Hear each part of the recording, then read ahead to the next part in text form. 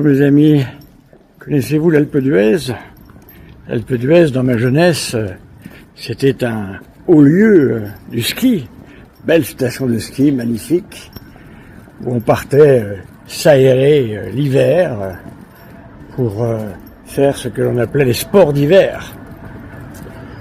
Eh bien, ces lieux magnifiques, ces petites stations de ski charmantes, avec leur petite église pittoresque, locale, où l'on aimait passer quelque temps, après avoir descendu quelques pistes, eh bien, aujourd'hui deviennent un lieu de scandale, malheureusement. Eh oui, lieu de scandale, car au milieu d'un festival, je ne sais pas trop de quoi, de techno, je pense, hein, eh bien, alors qu'il y a une salle municipale apparemment très importante pour recevoir ce type de manifestation, hein, on en pense qu'on en veut, eh bien voilà que l'église, la petite église locale, devient le lieu de rassemblement des amateurs de techno.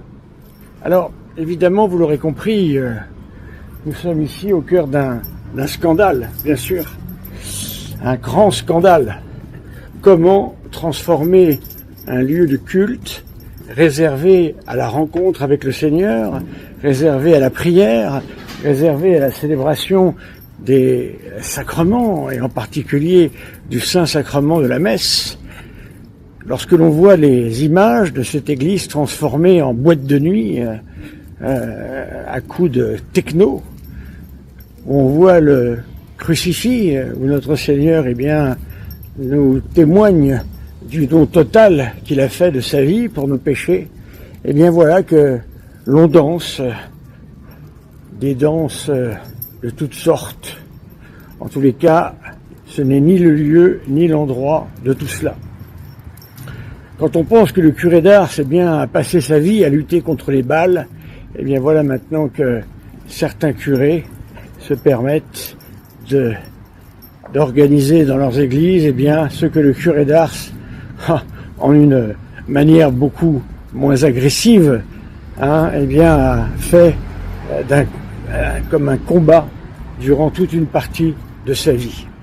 Alors évidemment, ce genre de scandale, le scandale, c'est un mot que l'on a quelque peu oublié. Pourtant, le scandale est important. Le scandale, c'est la pierre d'achoppement qui va faire que certains vont chuter, en particulier les plus petits. Cette utilisation outrancière et totalement à l'envers de ce qui devrait être d'une église transformée en affre de danse techno, va effectivement faire tomber un grand nombre de petits qui avaient encore gardé l'image de cette petite église ancienne, où régnait la paix, le silence intérieur, pour pouvoir retrouver le Seigneur. Alors, comment ne pas comprendre que certains deviennent fous en voyant ça, et puis choisir des solutions dramatiques, comme le sénévacantisme, bien sûr, où l'on choisit de fuir toutes ces réalités effroyables et scandaleuses, et là, se faire bourrer la tête en nous expliquant que c'est la faute à Vatican II. Voilà, Vatican II. Je ne vois pas ce que Vatican II vient faire là-dedans. En aucun cas, Vatican II a voulu la restauration des églises, des lieux de culte, comme, encore une fois, le lieu de la rencontre transcendante avec le Seigneur qui s'y donne. Alors mes amis, encore une fois, comment ne pas se scandaliser de cet usage totalement délictueux d'un lieu de culte transformé en salle de concert et en salle de danse de techno. Voilà. Alors, que faut-il faire? Écrire à l'évêque, sans doute, signaler, bien sûr, écrire au curé, se signaler, montrer que on est scandalisé, que cela ne va pas, en gardant bien entendu la courtoisie qui prévaut. Hein, on ne parle pas n'importe comment, ni à un prêtre, ni à un évêque, même si ceux-ci, parfois, perdent tout sens de ce que sont ces réalités sacrées. Alors, mes amis, voilà, hein, comprendre que l'un des pourvoyeurs du sédévacantisme, est là. Hein, ces scandales qui s'accumulent depuis maintenant très longtemps, sans que malheureusement les autorités ecclésiastiques n'y mettent fin.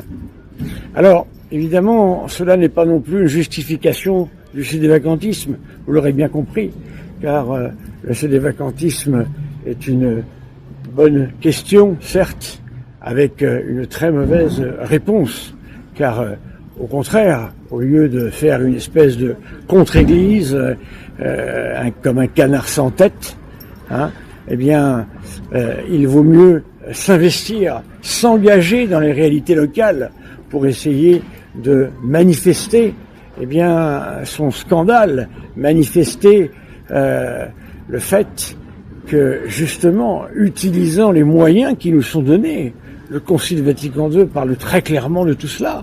Hein, pas besoin d'aller chercher des documents plus anciens. Hein, je peux vous en fournir un certain nombre.